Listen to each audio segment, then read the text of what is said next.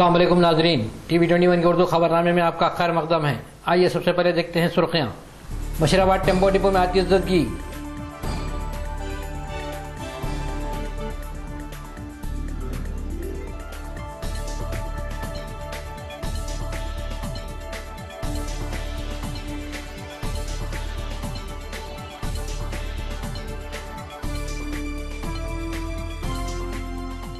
सदर प्रदेश कांग्रेस की चंद्रबाबू नायडू पर तनकीद।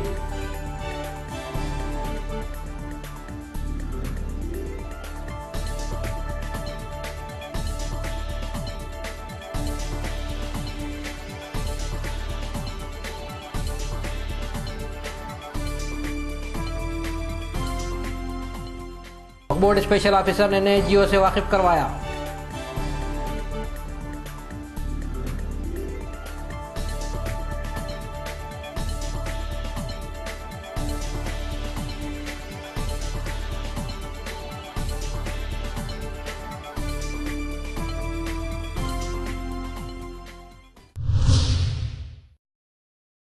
अब खबरें तफसील से। बशीराबाद इलाके में वाक़े टेम्पो डिपो में कल रात जबरदस्त आतिशबाजी का वाक़ा पेश आया। इस वाक़े में टेम्पो डिपो जलकर खाकिस्तान हो गया।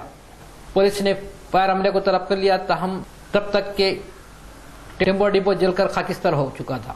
इस वाक़े की इत्तला मिलते ही कमिश्नर ग्रेटर हैदराबाद सुरेश कुमार और दीगर सियासी कायदीन ने मकाम वारदात का मुआयना किया। इस मौके पर अवाम ने शिकायत की कि टेम्पो डिपो से रिहायशी इलाकों को खतरा है। GHMC कमिश्नर ने कहा कि फौरी टेम्पो डिपो को दूसरे मुकामात पर मुंतकिल कर दिया जाएगा।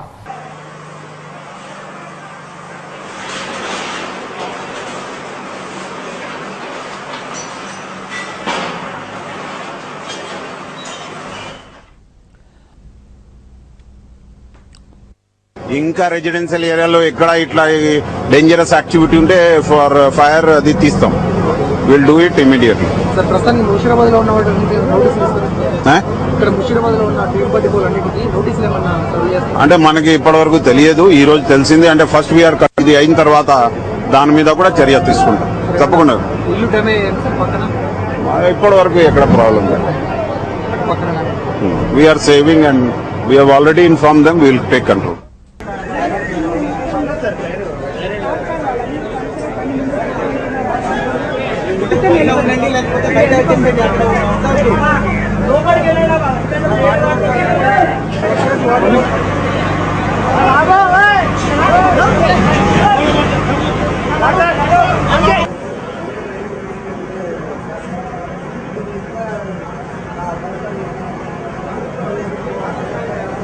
పోలీసులు ఇచ్చినటువంటి రిపోర్ట్ ప్రకారంగా చాలా ఉదయాన్నే ఇది జరిగిందని వాచ్మెన్ చెప్తున్నాడు.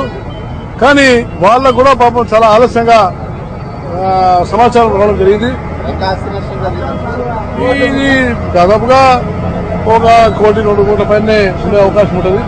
ఎందుకంటే చాలా అనేకమైనటువంటి ఒక విషయాలు దాంట్లో ఉంటాయి. ఎందుకంటే కడప చాలా ప్రముఖమైనటువంటిది గృహ నిర్మాణంలో. దీని మీద ఉన్నత స్థాయి విచారణ జరిపించాలా. రెండవది, ప్రభుత్వము కేవలము దీంట్లో ఏదో ఇండస్ట్రీ వాళ్ళని పనిష్ చేద్దాం లేక దీంట్లో నుంచి మళ్లీ దండుకుందాం అనేటువంటి ఆలోచన చేయకుండా ప్రభుత్వము 2 రకాలుగా, ఒకటి మాస్టర్ ప్లాన్ లో ఇలాంటివి ఏవైతున్నాయో వీటన్నిటికీ ప్రత్యామ్నాయమైనటువంటి ఒక ఏర్పాటు కూడా చేయాల్సిన అవసరం ఉంటుంది. ఏ ఫ్యాక్టరీలైనా ఏమైనా వాళ్ళ జీవితాలు, కార్మికుల జీవితాలు ఆధారపడ్డాయి కాబట్టి ఒకటేమో కఠినమైనటువంటి ముందుకు రాకుండా ఉండేటువంటిది కఠినమైనటువంటి నిర్ణయం చేపట్టాలా. 2, వాళ్లకు రిహాబిలిటేషన్ అనేటువంటిది కూడా ప్రభుత్వం ముందు స్థలం ఇస్తే మిగతా వాళ్ళకు రిహాబిలిటేషన్ అయ్యే అవకాశం ఉంటుంది. ఏదైతే ఇన్సిడెంట్ కాగానే హరీబరీగా అధికారులు వచ్చేసి లేకపోతే ప్రభుత్వానికి సంబంధించినటువంటి నాయకులు వచ్చేసి వాగ్దానాలు చేసిపోతారు. మీకు అందరికీ తెలుసు, సిటీ లైట్ ఆ రోజు సుమారు 20 మంది చనిపోయినటువంటి పరిస్థితిలో ముఖ్యమంత్రి గారు వచ్చి ఒక అనౌన్స్మెంట్ చేసిపోయారు. ఈ రోజు వరకు అతి లేదు గతి లేదు. ఈ కాంగ్రెస్ ప్రభుత్వం నిర్లక్ష్య ధోరణి, ఎప్పుడు దోచుకోవాలి దాచుకోవాలి అనేటువంటి ఒక సిద్ధాంతంతో ముందుకెళ్తున్నారు. सदर प्रदेश कांग्रेस पार्टी बोस सत्यनारायण ने प्रेस कॉन्फ्रेंस से खिताब करते हुए तेलुगुदेशम पार्टी सरबराह चंद्रबाबू नायडू पर तनकीद की और कहा कि कल चंद्रबाबू नायडू ने एक इजलास से खिताब करते हुए 2 एकड़ अराजी और कुछ पैसे बताए। बुसा सत्यनारायण ने इल्जाम लगाया कि चंद्रबाबू नायडू के पास कम से कम 200 करोड़ रुपए की जायदाद है। वो झूठ कह रहे हैं। పార్టీ అధినేత ప్రతిపక్ష నాయకుడు చంద్రబాబు నాయుడు గారు ఈ 13వ సంవత్సరం అంతాన్న కొన్ని జోక్స్ హాస్యాస్పదమైన మాటలు కొన్ని మాట్లాడారు. అంటే మళ్ళీ 13వ సంవత్సరం మర్చిపోకుండా 14వ సంవత్సరంలో కొత్త నూతన సంవత్సరంలో అడుగుతున్న సమయంలో ఆయన మాట్లాడిన మాటలు ప్రధానమైనది ఏంటంటే అవినీతి గురించి.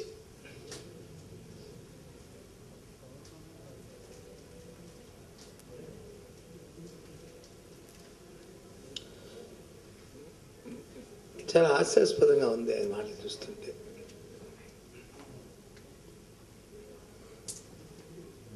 అసలు ఈ రాష్ట్రంలో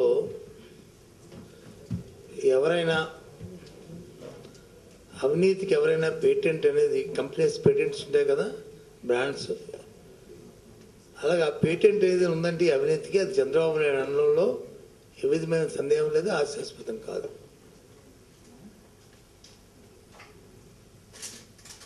ఈ రాష్ట్ర రాజకీయాల్లో అవినీతికి నీరు పోసి మొక్క వేసి నీరు పోసి పెంచి పోషించింది చంద్రబాబు నాయుడు గారు. ఇదేమో నేనంటున్న మాటలు కాదు. ఈరోజు అందరూ చెప్పిన మాటలు, చాలా మంది చెప్పిన మాటలు వాస్తవ రూపం కూడా.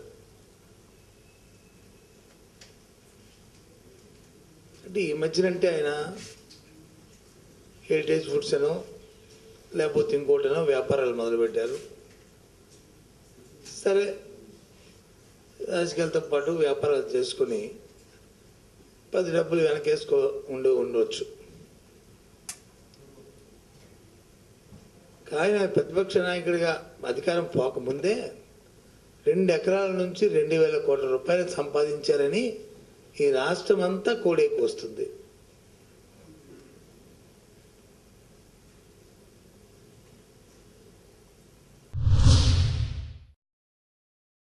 Minority commissioner Sheikh Mohammed Iqbal IPS जो वक्फ बोर्ड स्पेशल ऑफिसर हैं, आज प्रेस कॉन्फ्रेंस से खिताब करते हुए हुकूमत की जानिब से जारी करदा जियो से वाकिफ करवाया और कहा कि शहर के वक्फ इंस्पेक्टर और अजला के वक्फ इंस्पेक्टर में तालमेल नहीं है।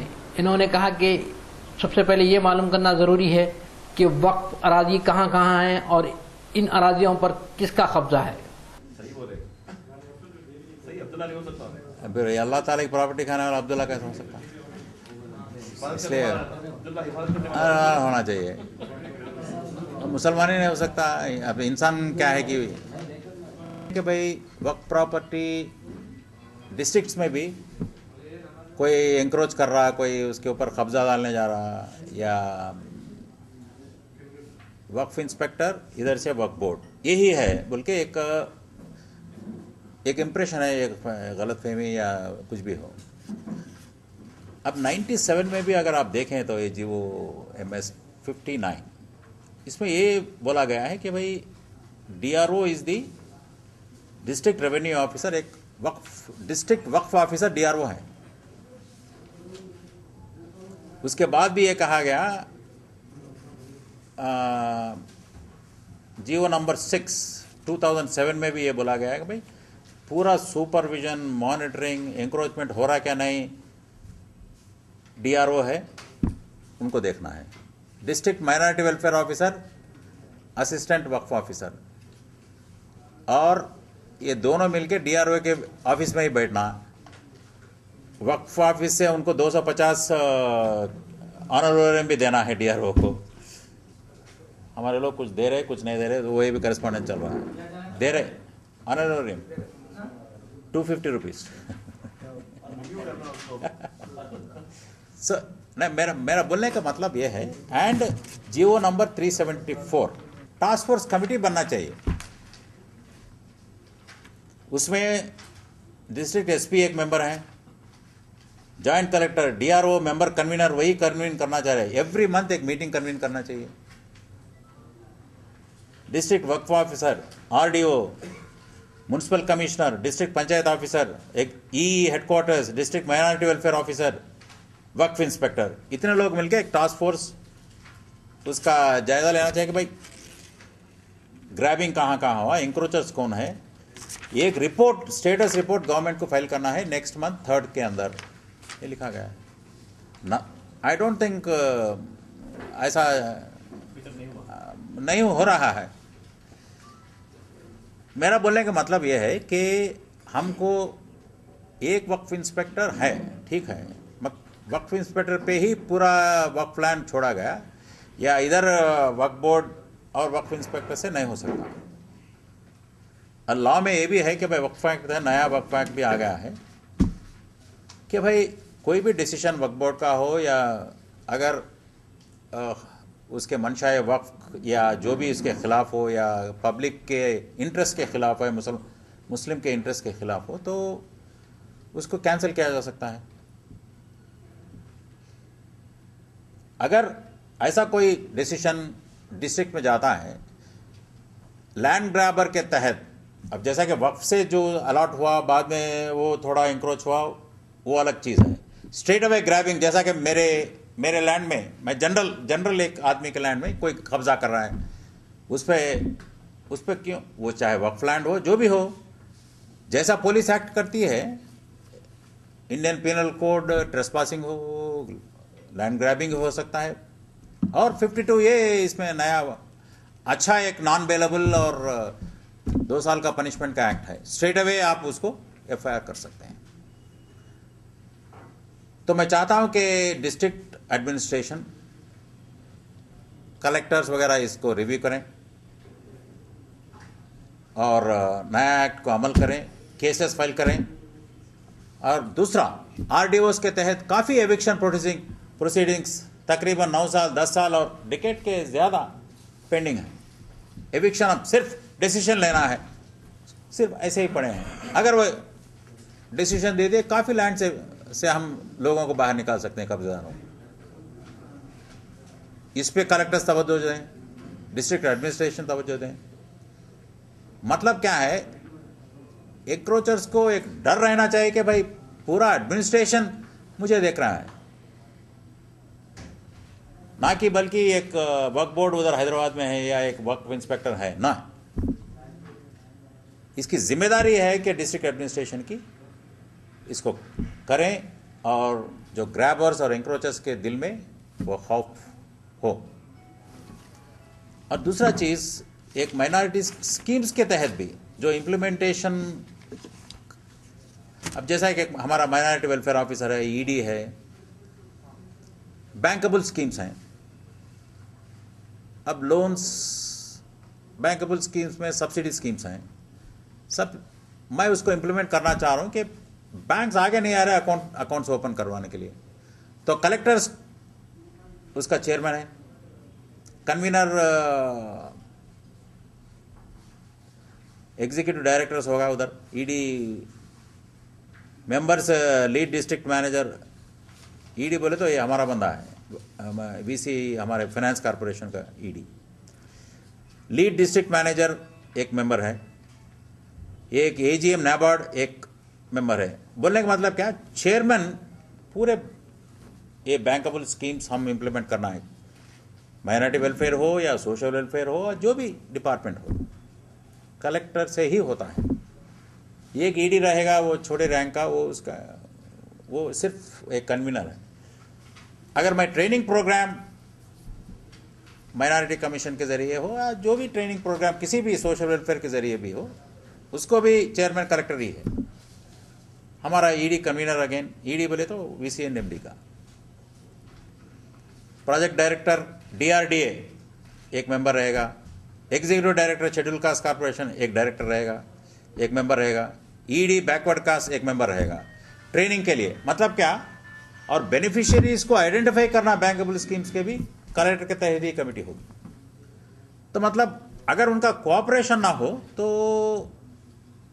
स्कीम्स को ये करना, पैसा खर्च करना मुश्किल हो जाएगा। इसीलिए हम लेटर्स भी लिख रहे हैं और हायर लेवल से भी बोला जा रहा है और हम गुजारिश भी की जा रही है कि भाई डिस्ट्रिक्ट एडमिनिस्ट्रेशन वक्फ एक्ट के लैंड्स को प्रोटेक्ट करने में, उनको इंक्रोच ना होने देने में हमारा ताउन दें और जो भी लॉज हैं उसको अमल करने में हमारा साथ दें।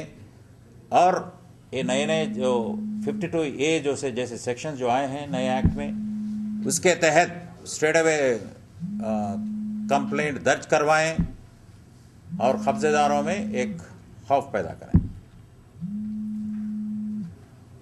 ये था आप लोगों को बुलवाने का। और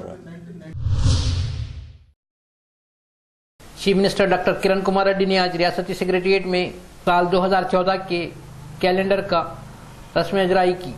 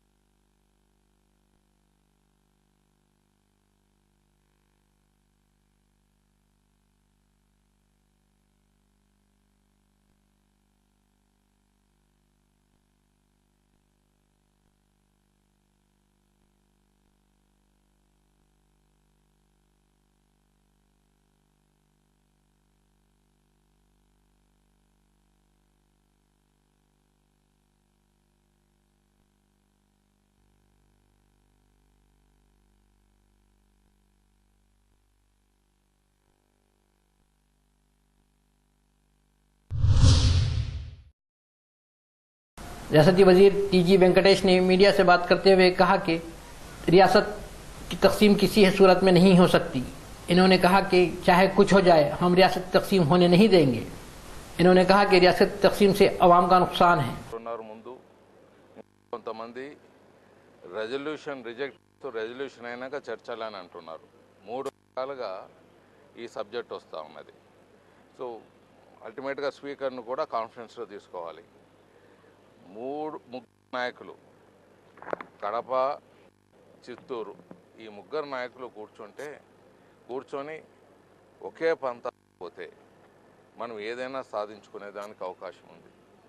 ముగ్గురు పరుగులు తీసి నేను ముందు అని పోతే సబ్జెక్టు డైవర్ట్ అయ్యేదానికి అవకాశాలు ఉన్నాయి. ఈ ముగ్గురు అధినేతలు కిరణ్ కుమార్ రెడ్డి గారు, చంద్రబాబు నాయుడు గారు, జగన్ గారు ఈ ముగ్గురు కూర్చోవాలి.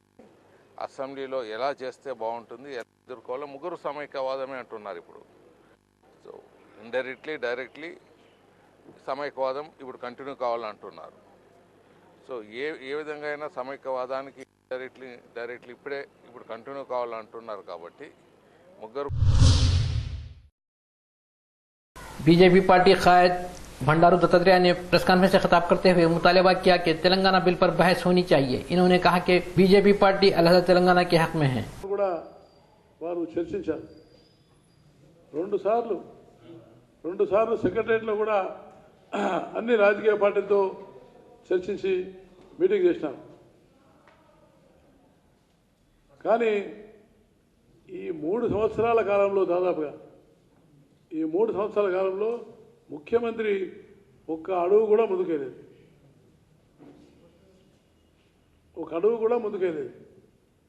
ఎందుకంటే ఇక్కడ ఒకటేమో ఉద్యమాలు జరుగుతున్నటువంటి ఈ నేపథ్యంలో ప్రభుత్వ యంత్రాంగం పూర్తిగా స్తంభించిపోయింది. మంత్రులు, ఎమ్మెల్యేలు, ముఖ్యమంత్రి, ఎంపీలు దీపం ఉండగానే ఇల్లు చక్కబెట్టుకోవాలనే ఉద్దేశంతో వాళ్ళు ఈ అక్రమ సంపాదన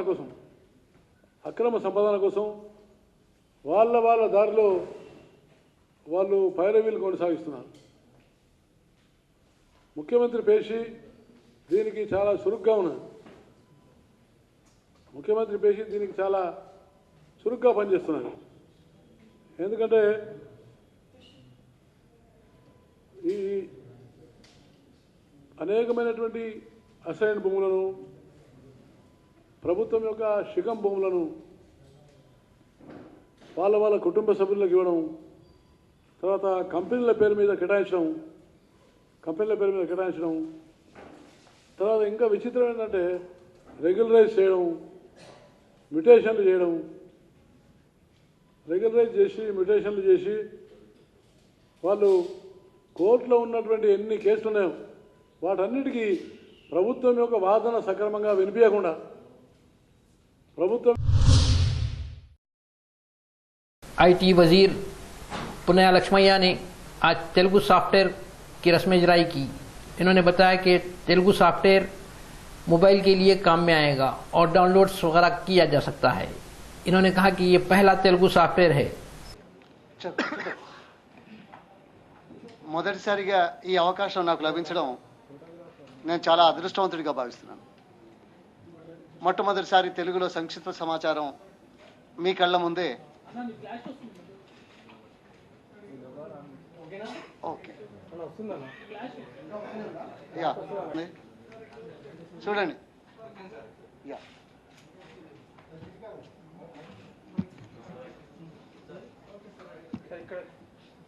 మీకు వచ్చిన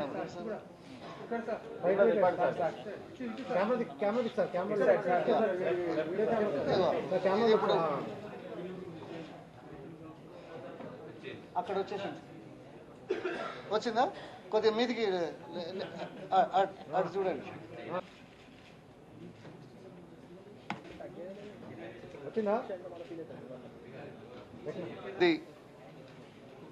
తెలుగువారు ప్రపంచమంతా ఉన్న నేపథ్యంలో మన రాష్ట్రంలో సుమారు 8,40,00,000 మంది తెలుగువారు ప్రాచీన భాష ఆ ప్రభుత్వ గుర్తింపు తీసుకురావడానికి చేసిన ప్రయత్నం ఒకటైతే,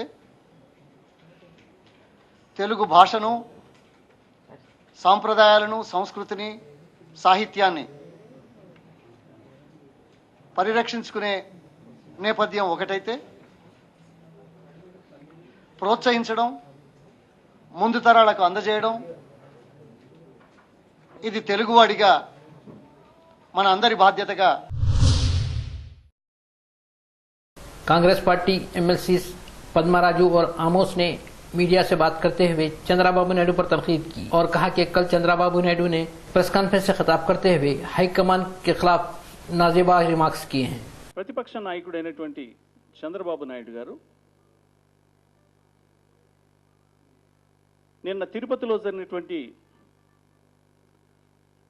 మరి సమావేశంలో ఆయన గర్జించాడు. అంటే ఆ గర్జన కూడా ఏ విధంగా ఉంది అంటే, అసత్యాలతో, కళ్ళబుల్లి మాటలతో ప్రజలని మభ్యపెట్టాలనేటువంటి ఉద్దేశంతో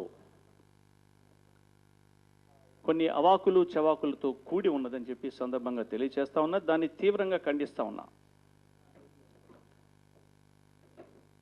ఆయన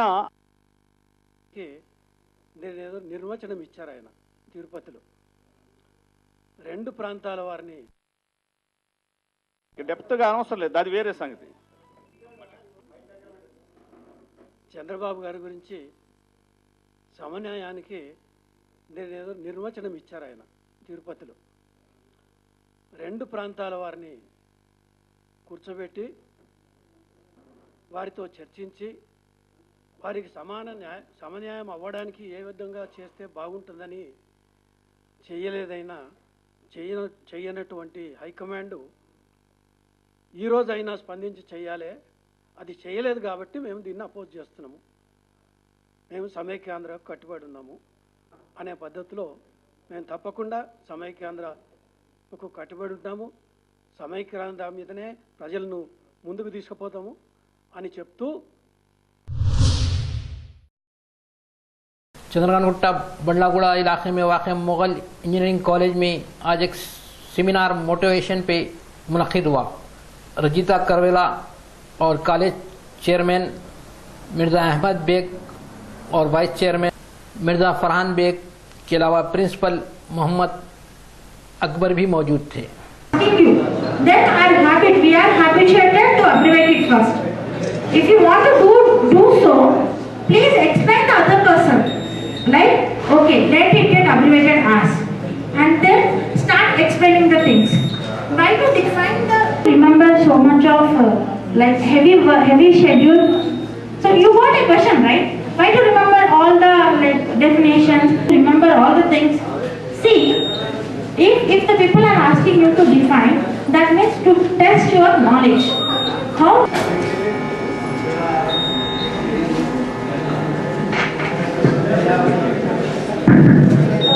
If suppose somebody asks you to define, what he requires is he is testing your knowledge. If you know the thing, you can explain, you can abbreviate it 2 short sentences. If you don't know the thing, then you start searching for the words. Yeah? Right? If you don't know, then you start like thinking it can be or something, yeah, right? So you will, so it gives the strongness in your of it in 1 minute or in seconds also. If you don't know the thing, then you will lag it. Define among yourself and try to know the meaning of it. Father of PLC. PLC is considered as a solid state device in which input like output is not in which you are able to see over there. It is the PLC. One of the PLC. Okay, input modules will be connected to your requirement. फिर तो पहले आ रहा है अब देखो। Let's see. It is camera that if I want it to be automated. So what will be the instrument when it works? Right? But that to check the level, high level switch or low level switch. Right? And the controlling media. So how many inputs low level switch? And the 2, if suppose I want to make semi-automatic. So I need to use the 2 push buttons, start and stop. If I can on or off, only 2 operations. That becomes digital. If on 50% on, 75% on or etc. Then that gives the analog. Understood? Not on and off. Variable increase, variable on with the analog input. So that is the exact definition of it. For all the engineering colleges, especially the staff and students. First time in India, we have organized a workshop on industrial automation, and that is by the international award winner, that is Mrs. Rajita Kasarla, and she is a former student of Mughal Engineering College, and she has delivered a very good workshop on this particular topic, industrial automation, and many students from different colleges has taken this opportunity and availed the benefits of this program, especially on the SCADA systems. And I thank all the media, especially the TV21, for their cooperation, and the different media persons for coordinating. Bahadurpura Kishanbagh के एक function hall में doctor Asif उमरी की निगरानी में मुफ्त हजामा camp मुनक्किद हुआ। इस camp से कई लोगों ने इस्तेफादा किया। हजामा से होने वाले फ़ायदे डॉक्टर आसिफ उमरी ने बताए। हिजामा हुजूर सल्लल्लाहु अलैहि वसल्लम की सुन्नत है और ये 72 बीमारियों के लिए फ़ायदेमंद है। इसका कोई साइड इफ़ेक्ट नहीं है और अल्हम्दुलिल्लाह तकरीबन 6 साल से मैं 100,000 मरीज़ों को जो है हिजामा लगाया हूँ और मुख्तलिफ़ मकामात पर हम कैंप भी रखते हैं। ये जिस्म से ख़राब खून निकालने का एक नबवी तरीक़ा है, बहुत क़दीम इलाज है और आज जो है साइंटिफिक तरीक़े से होता है। ये कपिंग सिस्टम, इसको कपिंग थेरेपी भी कहा जाता है, जैसा कि आप ये फोल्डर में देख रहे हैं। तो मर्द ख़वातीन सब उसको कर सकते हैं। ये 8 साल से लेकर 60 साल की उम्र के लिए बहुत फ़ायदेमंद है और जिस्म से ख़राब खून निकल जाता है तो आदमी सेहतमंद होता है और साथ ही साथ सुन्नत भी अदा हो जाती है। तो बेशुमार बीमारियाँ जैसे कि आज साइनस है, साइनस के लिए बहुत लोग परेशान हैं, तो ये 3 सेटिंग में अल्हम्दुलिल्लाह पूरा साइनस ख़त्म हो जाता है। और थायराइड भी जो है बहुत बड़ा मर्ज़ बन गया है, ख़ासतौर से ख़वातीन के लिए, तो इसके लिए भी जो है 3 सेटिंग में 7 कप लगते हैं तो मुकम्मल थायराइड जड़ से ख़त्म हो जाता है, फिर कोई टैबलेट की ज़रूरत नहीं पड़ती है अल्हम्दुलिल्लाह। अब ये जो है आजकल जो असरी डॉक्टर हैं, इस ताल्लुक़ से अल्लाह के नबी सल्लल्लाहु अलैहि वसल्लम आज से 1400 साल पहले ही बता चुके थे हमको, लेकिन आज असरी डॉक्टर भी इसको एक्सेप्ट कर रहे हैं और मरीज़ों के लिए, इलाज के लिए लिख रहे हैं। तो उसी सुन्नत पे हम जो है ना अमल करते हुए आज हम जमा हैं और माशाल्लाह बहुत से नौजवान भी आज यहाँ पे हमारी महफिल में शामिल थे जिससे कि आपका ना एक तो जेंट्स का अलग है और लेडीज़ का माशाल्लाह पर्दे के लिए अलग रखे हैं, और लेडीज़ ही करेंगे डॉक्टर, और जेंट्स का माशाल्लाह अब हमारे आसिफ साहब करे हैं। नाजरीन फिर एक बार देखते हैं सुर्खियां। मुशीराबाद टेम्पो डिपो में आतिश ज़दगी।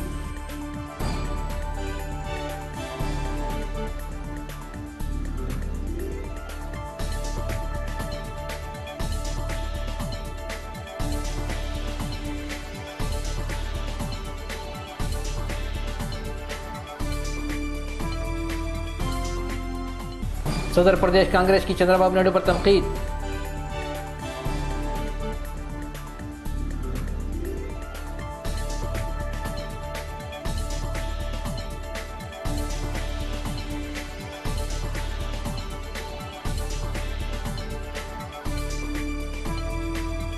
वक्फ बोर्ड स्पेशल ऑफिसर ने नए जियो से वाकिफ करवाया।